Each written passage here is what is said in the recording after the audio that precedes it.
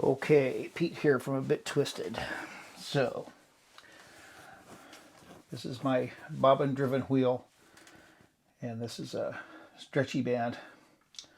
So this wheel I can't pull back when I have a loose tension. So what I do is just literally just take off the tension.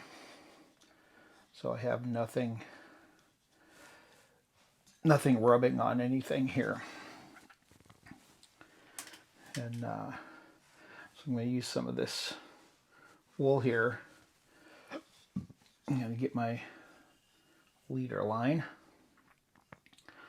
run my leader line through the orifice, which is easily done by hand without having to have a hook. Then I've got a little end here, just a little loop on the end. So it'll take a little bit.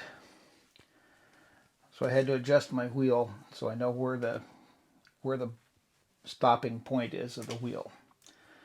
And this wheel stops at the down rather than the top, which I would prefer it at the top. Makes it easier to start. So I just put a little thread in here just to get it started.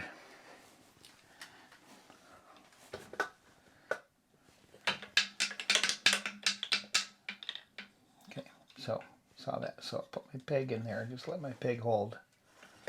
And so I can just spin this, and it's got a little tension trying to pull it out of my hand.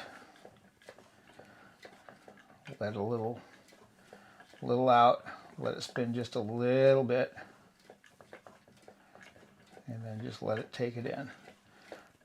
So just let it draft a little bit,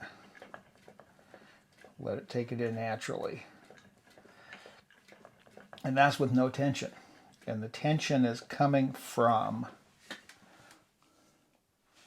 the weight of the flyer itself as it's spinning around.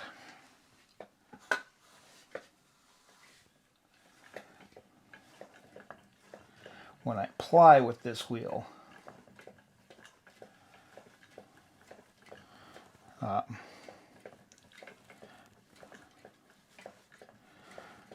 I'll just hold that, let it spin a little bit, and then I'll just let it take it on. And you should be able to see it going onto the bobbin.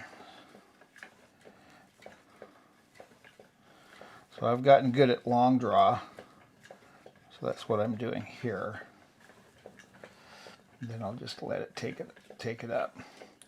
So it's a different type of wheel. It's got a different feel than the other wheels. The other wheels I have, you actually pull back on the bobbin and pull thread back off the bobbin, even though you're still spinning. And that way you know you have just a light tension. And the bobbin driven wheels can't do that. I can't pull back on it because it's going to pull back against that drive band. And that would be the same for the wheel that you have. It's a different brand, but it's still basically the same type of wheel. And I have one other like this. Neither are your brand, but your brand is definitely a workhorse brand, and it actually works pretty good for thicker yarns than it does for the really thin stuff like I do. So this particular wheel for me is basically a plying wheel, and then I'll just let it stop on its downstroke there. Then take this and move it over. So hang on one second.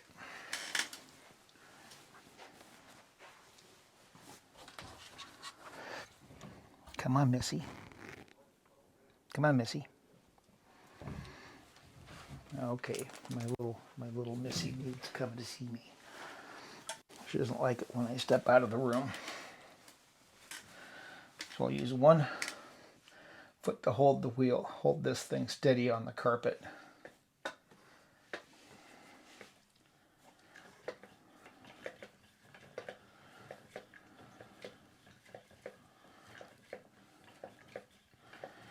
And I wish so this does have tension. You just have to be careful not to let it pull it out of your hands. Too much tension, it will just yank it right out of your hands.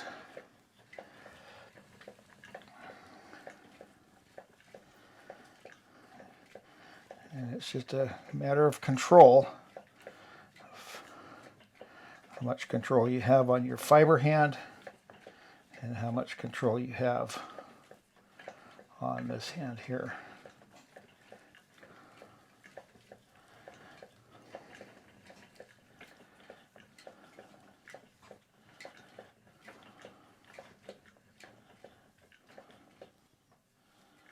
Right now it's trying to pull it. So I'm just going slow, just really slow. So your treadle looks like a heel to toe treadle. And if it's a heel toe treadle, you want to use that function. Your toe presses down and your heel kicks it back up. So now I broke my thread because I was at a thin spot. So I can again see if I can find my end. So here I have to unhook my drive band so I can pull my fiber out.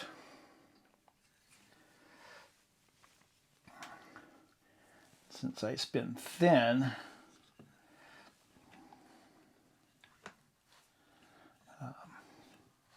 I have to be very careful.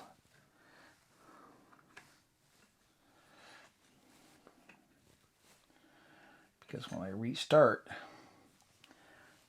this stuff here now wants to just pull apart and not have a lot of tension to it anymore. But you do want to have some, see how that just fell apart. So I didn't have enough twist. So that's because I didn't have enough. So I'll take this off. So I'm just going to have to go a little bit thicker and let it twist a bit more. And that means you just have to hold it and let it twist a little bit before you let it draw up.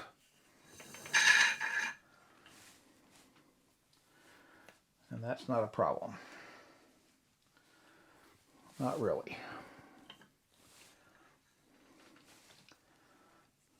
So could use different fiber here. This isn't the best fiber that I'm using right now for this example,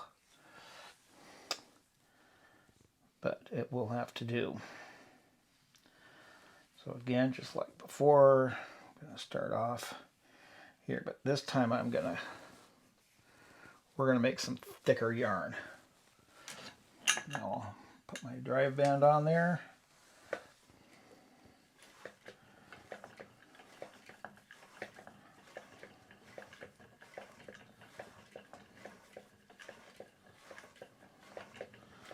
And it just all depends on how much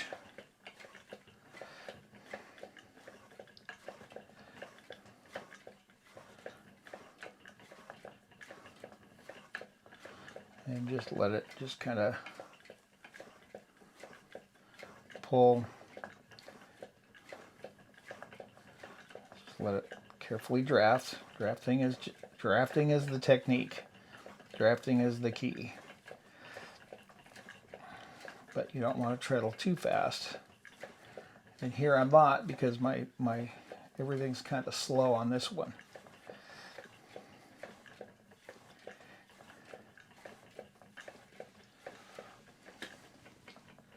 So I'll stop it. So now I got some twist. You can see that little twist in there. That's what you want, some twist in the single. And now I can fold it over, just kind of let it go, and that'll give me what a singlet or what plied generally what it's going to look like. Plied.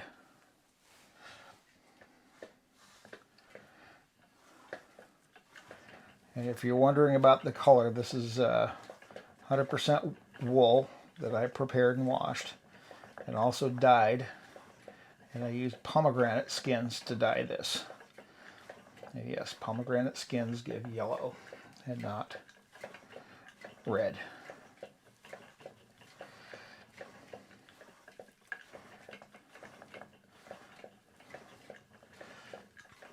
I tend to spin lace weight instead of this thicker, so my lace weight ends up. I can do 2-ply lace weight real easy, and I spin mostly flax and not wool, but I am doing some wool projects.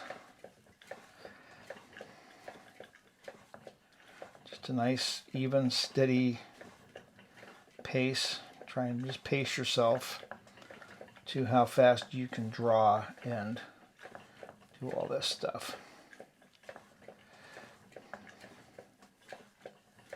So I'm going to leave it here. It's even a long video here. So we'll let you take a look at this, and you just practice. That's your homework. So there you go. And let me know how it goes. Text me again. Do another video.